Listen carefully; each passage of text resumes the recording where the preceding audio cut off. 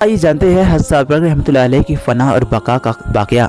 जिस वक्त सुल्तानी लश्कर फतह मंदी के साथ किला में दाखिल हो रहा था, ऐन उस वक्त हज़रत ख्वाजा शमशुद्दीन तुर्क रहमतुल्लाह ताला अलैह को अपने पीरो मुर्शिद की बात याद आती है और समझ लिया कि आज हज़रत मखदूम पाक अलाउद्दीन अली अहमद साबिर रहमतुल्लाह ताला अलैह का विसाल हो गया है। चुनांचे फौरी तौर पर कलियर शरीफ के लिए रवाना हो गए।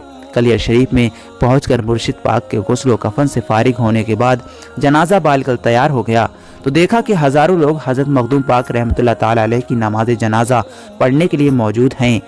नमाज जनाजा पढ़ाने की कोई जसारत न करता था क्योंकि नमाज जनाजा उस शख्स को पढ़ाना थी जो हज़रत अली अहमद साबिर रहमतुल्लाह अलैह से ज़्यादा बुलंद मकाम और मर्तबा रखता हो। उसी सचोपंजे में और थोड़ी देर इंतजार के बाद मुसल्ले पर खड़े होना ही चाहते थे कि हाजरीन ने देखा कि एक घोड़े पर सवार नकाबपोश चला आ रहा है।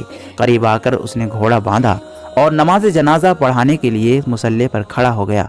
नमाज जनाजा पढ़ाने के बाद जब वो नकाबपोश वापस जाने के लिए घोड़ा खोलने लगा तो उस वक्त हज़रत ख्वाजा शमशुद्दीन रहमतुल्लाह ताला अलैह को एक बात याद आ गई कि उन्होंने एक दिन अपने पीरो मुर्शिद से हज़रत मखदूम अली अहमद साबिर रहमतुल्लाह अलैह से सवाल किया था कि हुजूर मकाम फ़ना और मकाम बका क्या है। तो हज़रत मखदूम पाक रहमतुल्लाह ताला अलैह ने जवाब में इरशाद फरमाया था कि फ़ना और बका का राज किसी वक्त ज़ाहिर कर दिया जाएगा। आज वो सवाल अचानक इतनी मुद्दत के बाद हज़रत ख्वाजा शमशुद्दीन तुर्क रहमतुल्लाह ताला अलैह के जहन में उभर आया था।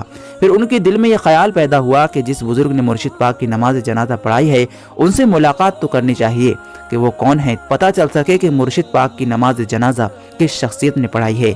इस असना में वो बुजुर्ग घोड़े पर सवार होकर जाने ही वाले थे कि हज़रत ख्वाजा शमशुद्दीन रहमतुल्लाह अलैह दौड़ते हुए उनके करीब पहुंचे और अर्ज किया, ऐ अल्लाह के बंदे, आप कौन हैं और आपका नाम क्या है। ये सुनकर नकाबपोश ने अपने चेहरे से नकाब हटा दिया और फरमाया, फ़कीर के जनाजे की नमाज फ़कीर ही ने पढ़ाई है। हज़रत ख्वाजा शमशुद्दीन रहमतुल्लाह ताला अलैह ने ये देखा तो निहायत हैरान हुए। मुर्शिद पाक ने इरशाद फरमाया, शमशुद्दीन हैरान होने की ज़रूरत नहीं है। कब्र की तरफ इशारा करते हुए फरमाया, वो मकाम फ़ना है और ये मकाम बका है। ये सुनते ही हज़रत ख्वाजा शमशुद्दीन तुर्क रहमतुल्लाह ताला अलैह अपने आप को संभाल ना सके और बेहोश हो गए। इस असना में वो बुजुर्ग घोड़े पर सवार एक तरफ रवाना होकर सबकी निगाहों से उजल हो गए।